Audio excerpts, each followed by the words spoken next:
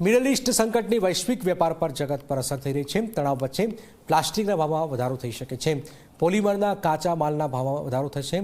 છેલ્લા 30 દિવસમાં 50 થી 70% વધારો નોંધાયો છે। કાચા માલની ઉપલબ્ધતા અનિયમિત બનતા જ અસર થઈ રહી છે। સપ્લાય ચેનમાં વિક્ષેપના લીધે ઉત્પાદન પર અસર છે। ગુજરાત સ્ટેટ પ્લાસ્ટિક મેન્યુફેક્ચરર્સ એસોસિએશનની આ માંગ છે। ભાવમાં સ્થિરતા લાવવા સરકાર પાસે આ માંગ પણ કરાઈ છે।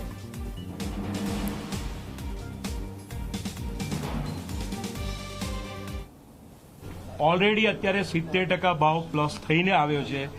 हजी केटलुं आ चालशे ए एक डिलेमा छे। हवे अत्यारे खबर नथी पड़ती कि क्यां सुधी थई शके छे। एटले ए आंकड़ो आपवो एक अत्यारे असमझमां छे, समझो। एटले एक इश्यू ए उभा छे।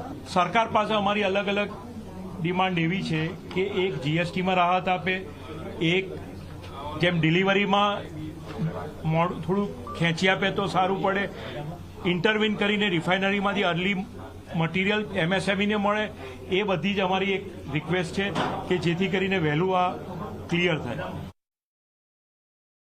અત્યારે અમારી જે ઇન્ડસ્ટ્રી તરીકે માંગ છે, એક તો રો મટીરિયલમાં જે અત્યારે તકલીફ છે, તો સરકારે એક નવો કાયદો લાવી અને પ્લાસ્ટિક રીપ્રોસેસિંગ મટીરિયલ રો મટીરિયલની સાથે અત્યારે માનો કે યુરોપમાં ત્યાં બધે કમ્પલસરી થઈ ગયું છે કે ફૂડ ગ્રેડ સિવાય બીજી બધી જગ્યાએ જ્યાં ચાલતું હોય ત્યાં 30% 35% પ્લાસ્ટિક રિસાયકલ મટીરિયલ ફરજિયાત વાપરવું એવો સરકાર જો કાયદો લઈ આવે તો રો મટીરિયલનું વર્જિન રો મટીરિયલનું કન્ઝમ્પશન થોડું ઓછું થાય અને રિસાયકલ પ્લાસ્ટિક જે સસ્ટેનેબિલિટીની અત્યારે સરકાર વાત કરી રહી છે, તો આ જો કાયદો લઈ આવે તો સસ્ટેનેબિલિટીમાં બી મદદરૂપ થાય, ઓવરઓલ પ્લાસ્ટિકની કોસ્ટ બી ફિનિશ પ્રોડક્ટની પ્રાઇસ બી નીચી આવે અને લોકોને એફોર્ડેબિલિટીમાં વધારે સારી રીતે એ ઉપયોગી થઈ શકે એવું।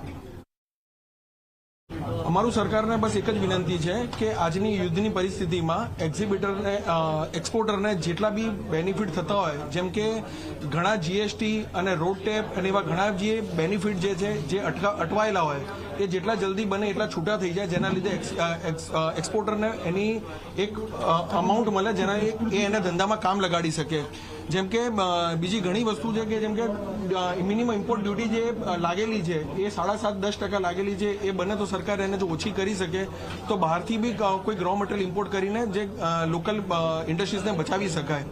અને બીજા ઘણા એવા રિફંડ જે અટકેલા છે અને મરીન પોલિસી જે આજના વોરની પરિસ્થિતિમાં નથી મળતી, એ પરિસ્થિતિમાં જો વોરની કોઈ ક્રાઇટેરિયા મૂકી દે તો જેના લીધે એક્ઝિબિટર આરામથી મટીરિયલને એક્સપોર્ટ કરી શકે। અને સમાચારની વાત કરીશું બ્રેક બાદ। આપ જોતા રહો ઝી 24 કલાક।